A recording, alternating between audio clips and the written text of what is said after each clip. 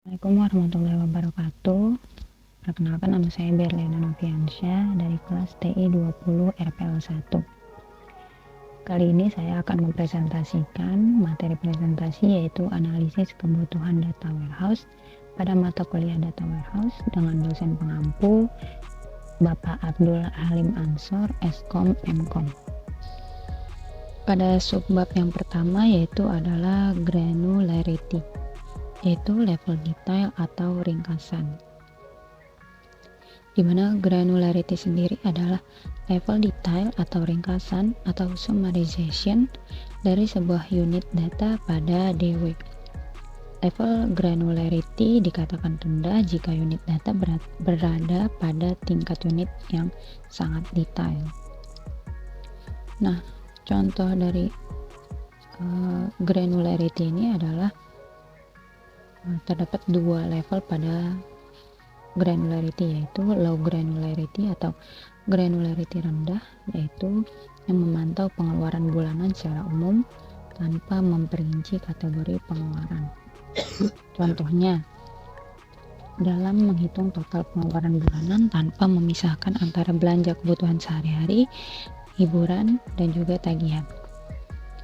Yang kedua adalah high granularity atau granularity di level tinggi, yaitu membagi pengeluaran menjadi kategori yang lebih spesifik seperti makanan, transportasi, hiburan, dan lain-lain.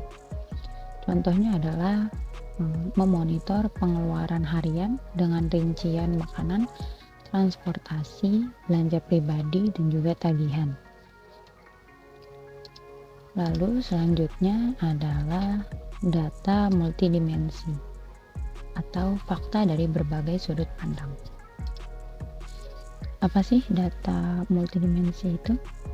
Data multidimensi sendiri adalah data yang berupa fakta di mana data tersebut dapat dilihat dari berbagai sudut pandang dimensi, sehingga dari data tersebut dapat menjadi informasi yang dapat digunakan dalam bisnis. Dalam data warehouse memiliki dua jenis data, yaitu fakta dan dimensi. Yang pertama kita belajar tentang dimensi. Dimensi sendiri adalah kategori yang digunakan untuk mengidentifikasi fakta seperti tanggal, lokasi, dan produk. Lalu kegiatan dalam bisnis dapat dianalisis dari dimensi produk, waktu, dan juga wilayah. Sini ada sedikit pengertian tentang masing-masing dimensi, yaitu dimensi waktu. Dimensi waktu sendiri adalah tabel yang menyimpan informasi tentang tanggal seperti hari, bulan, dan waktu, atau informasi tambahan lain. Yang kedua yaitu dimensi produk, di mana pada tabel ini menyimpan informasi tentang produk seperti nama produk, kategori, produsen, atribut, dan lain-lain. Lalu yang ketiga adalah dimensi wilayah. Pada dimensi wilayah ini, tabel berisi informasi tentang lokasi penjualan seperti kota, negara, atau wilayah. Selanjutnya adalah fakta. Dijelaskan oleh Mulyana bahwa fakta sendiri adalah ukuran atau measurement data bilangan yang terukur. Jadi fakta dalam data warehouse ini adalah data yang dapat diukur jumlahnya atau kuantitasnya, seperti kuantitas, harga, nilai rata-rata, jumlah, dan sebagainya. Data fakta dalam data warehouse itu biasanya memiliki tipe numerik, integer atau bilangan bulat, atau desimal, bilangan koma. Selanjutnya adalah metode dalam pengumpulan data. Ada beberapa cara dalam pengumpulan data, yaitu yang pertama adalah interview atau wawancara, di mana kegiatan ini adalah kegiatan komunikasi tatap muka atau via telepon antara peneliti dan responden dengan tujuan untuk mencapai atau mengetahui apa-apa saja yang 7 dari pertanyaan-pertanyaan yang diberikan oleh peneliti. Yang kedua yaitu ada diskusi kelompok. Diskusi kelompok ini berisikan sekelompok peserta yang dipandu oleh seorang moderator dalam kegiatan tersebut. Yang ketiga adalah studi dokumen. Nah, kegiatan ini adalah kegiatan yang melibatkan peneliti dan materi tertulis yang relevan dengan penelitian. Terakhir adalah observasi. Observasi yaitu pengamatan langsung oleh peneliti terhadap perilaku, situasi, atau fenomena yang ingin diteliti. Lalu selanjutnya adalah langkah-langkah definisi dalam kebutuhan sistem. Di sini terdapat 4 langkah. Yang pertama adalah identifikasi bisnis proses. Jadi bisnis proses ini dinyatakan dalam bentuk kerja aktif seperti proses bisnis daripada pemesanan, pembayaran, pengiriman, pengembalian barang, dan sebagainya.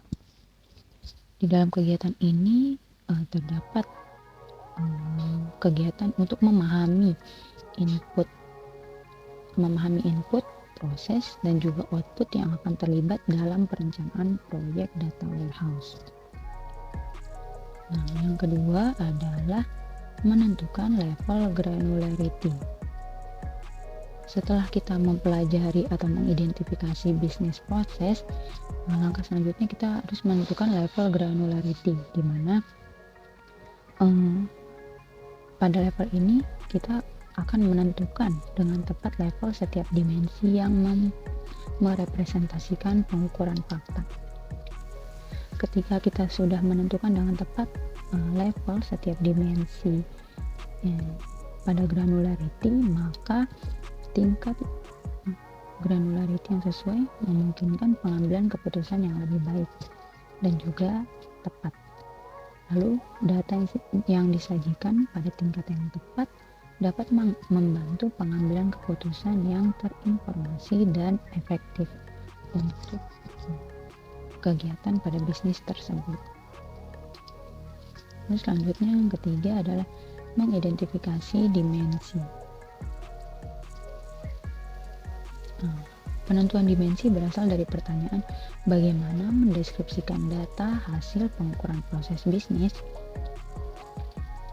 Dimensi sendiri mewakili semua deskripsi yang mungkin ada dari data pengukuran fakta yang diinginkan. Beberapa tujuan yang didapat atau hasil yang didapat setelah melakukan identifikasi dimensi pada proses bisnis penjualan dari pengguna data warehouse yang berbeda, antara lain yaitu pengguna pertama ini ingin mengintegrasikan data penjualan dari berbagai lokasi cabang ke dalam dimensi lokasi yang konsisten. Pengguna yang kedua ingin memastikan konsistensi dan akurasi data produk seperti harga dan rating di seluruh dimensi. Lalu yang keempat adalah mengidentifikasi fakta.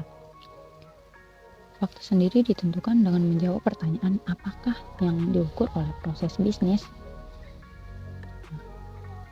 Semua kandidat pengukuran fakta harus sesuai dengan green level pada tahap 2, yang dimana hal ini memastikan konsistensi dan akurasi dalam analisis data dan juga memudahkan penyusunan laporan yang informatif sesuai dengan konteks.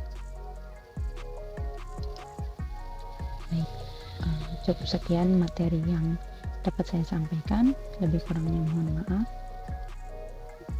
Wabillahi taufiq wal hidayah. Wassalamualaikum warahmatullahi wabarakatuh.